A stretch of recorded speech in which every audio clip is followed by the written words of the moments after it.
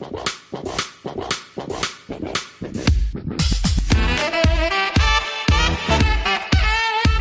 me take a step back about and just direct the garment in a shop. So obviously, so this is a brand, right?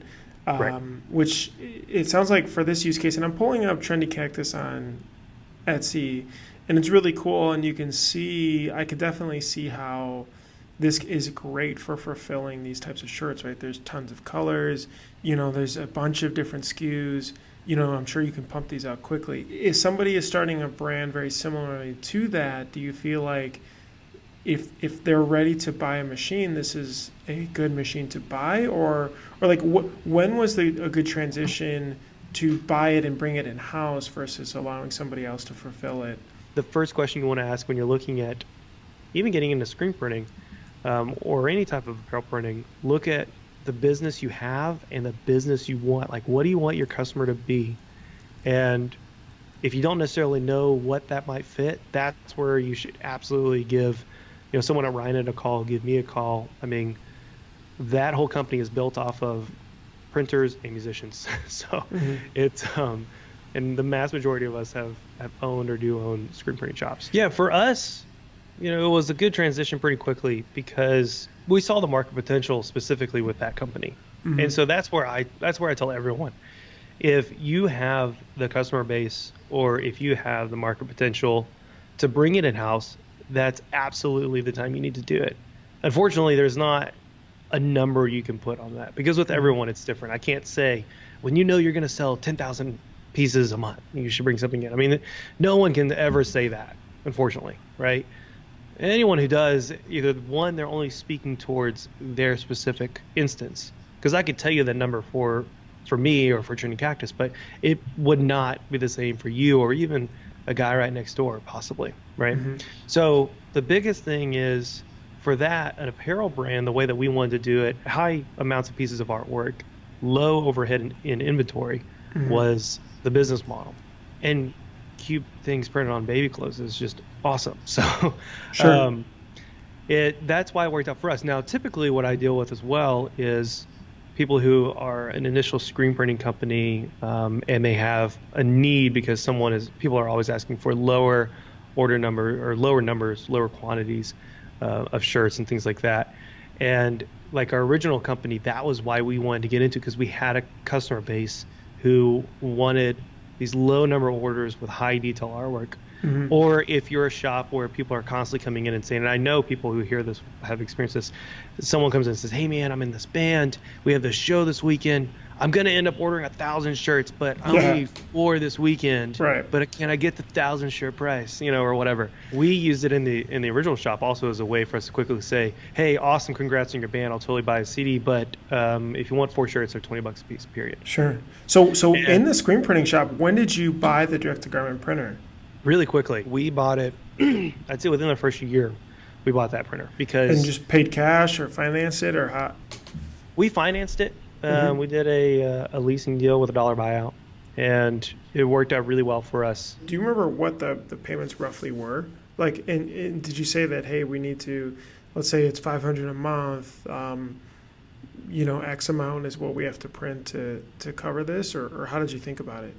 Yeah, totally. So when we bought it, we bought the machine. Originally, we bought the machine and a couple other pieces of equipment along with it. Since we were taking out a lease loan, we were doing a lease program, we went ahead and added some things in. So our payment was at the time like $800 a month, and the machine we had bought originally was a pretty expensive machine. It was an Anajet, and so that was the very first machine, which was an interesting time. And then we ended up moving on to a brother, which they still run the 381 in that shop, and that's been a great machine too. I can't say anything bad about that machine. But yes, we went through the numbers and we said, okay, number one, we're already spending so much time setting up these high color jobs, so we would save so much amount of time right off the bat. So there's a value. Number two, we could also, with this machine, take care of those people who just need 6 shirts or the one-offs here and there and stuff like that. So we provide a service, which when you're doing a service on just straight one-offs, custom artwork every single time, it's really based on a service that will pay itself off over time, right? So I'm going to do this thing for you, one-off shirt, because I know you run this company or you're involved with this organization that will have a need at one point that I can really, grow this customer. So we did the numbers, and the numbers worked for us mainly on a time standpoint. And I have this saying that I've said for years, and I'll continue to say it for years, where screen printers do not make money printing shirts, but they make money selling shirts. So if you can really focus on selling shirts, and just kind of keep that idea in your mind, what do I need to do to be able to give me the opportunity to sell more shirts? And always keep that as a decision maker. It's not the only decision maker, of course, when you're looking at business decisions, but it needs to be a key one, because why does the average person get an automatic?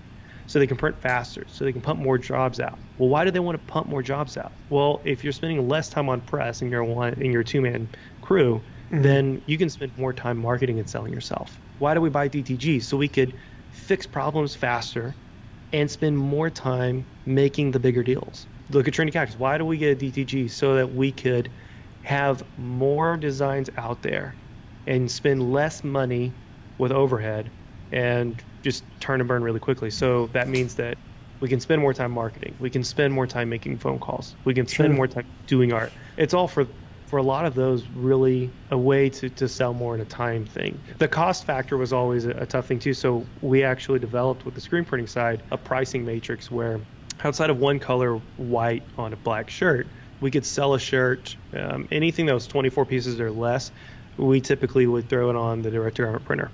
And our prices actually were averaged out to where even if I quoted as a screen printing design and I decided to do it on DTG, I'm not losing any money, and I'm at least making some because I've saved time.